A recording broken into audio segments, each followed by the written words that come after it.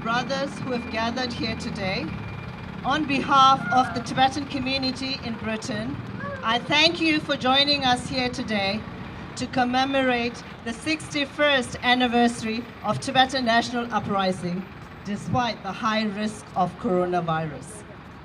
Your presence here sends a strong message of hope to the 6 million Tibetans all over the world and reinforces the Tibetan freedom struggle. I do hope that the global fight against the virus will soon succeed, and so too the Tibetan fight for justice and freedom.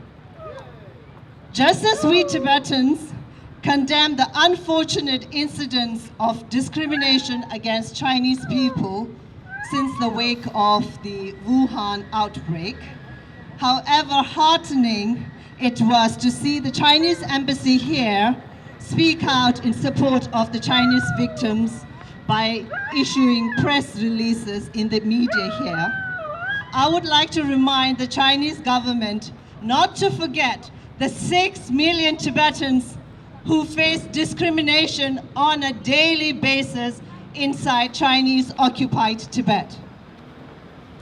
They are just like you and me, normal people going about their normal lives, wishing to earn an honest day's income and to live life according to their Buddhist belief and culture. The Chinese government has denied them even the basic human rights.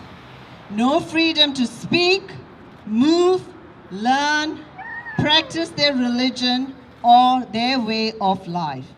Any form of peaceful means to seek justice and redressal for their genuine grievances have been met with harsh retaliation and threat to their lives. We stand here today to lend them our voices, to call upon the Chinese government to end all human rights violation in Tibet. On the 61st anniversary, standing in front of the Chinese embassy, remembering millions of Tibetans who have died and been killed by the Chinese army, and thinking that the Tibetan sisters and brothers in Tibet continue to suffer under the Chinese rule,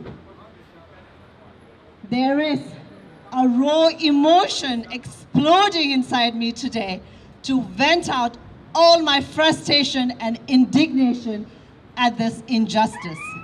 However, I will restrict my message today to communicate to the Chinese government the two legitimate demands of the Tibetan people. These two demands are coherent amongst the call of the 156 self-immolators and human rights defenders inside Tibet and outside. Number one, restore freedom for the Tibetans inside Tibet, which also means respect for the Tibetan way of life. Number two, allow the Dalai Lama to return to Tibet. Tibetan demands are neither anti-Chinese nor anti-China. It is in line with the Universal Declaration of Human Rights, which China have accepted by the CCP government in 1971 and previously by the KMT government, who was active and engaged in drafting this declaration. It is also enshrined in the Constitution of the People's Republic of China.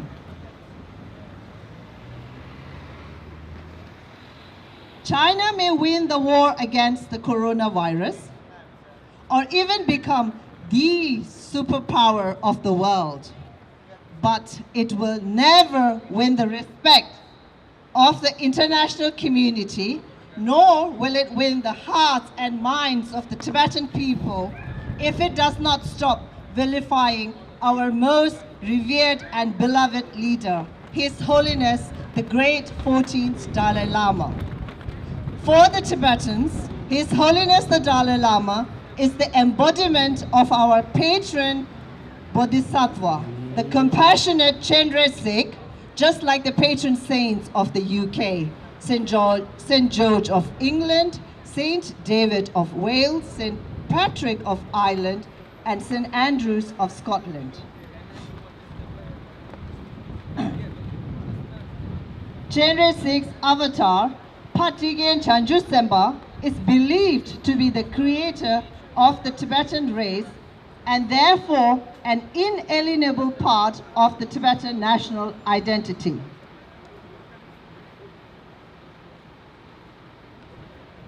Sorry, we're still fighting for our rights here.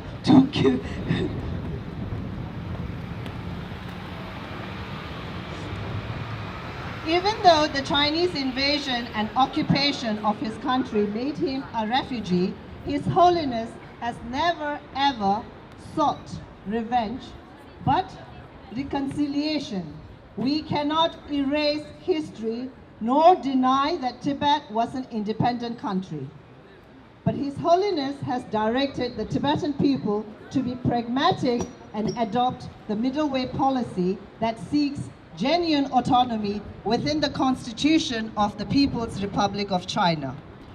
For the 470 million Buddhists all over the world, as well as many atheists, His Holiness has become their source of inspiration and hope. I challenge President Xi Jinping to show similar courage and leadership. Be another person worthy of a future Nobel Peace Prize by rising above current politics to meet with His Holiness the Dalai Lama to resolve the Tibetan issue. China's current policy of denouncing His Holiness the Dalai Lama and threatening to interfere in choosing his successor will not work in its favor. The 11th Panchen Lama's case is a clear evidence. It would be ridiculous for the Chinese Communist Party, which does not believe in religion, to take part in this uniquely Tibetan Buddhist tradition. Tibetan people care and carry His Holiness in their hearts till the end of their lives. 61 years ago, my parents stood up against Chinese invasion of their homeland and followed His Holiness the Dalai Lama into exile. My dear father passed away in exile without seeing his home and ancestral country ever again. He didn't see his family members ever again. Yet, even on his deathbed, he didn't forget to do his daily prayers when he would pray for His Holiness the Dalai Lama to live long for the welfare of all sentient beings.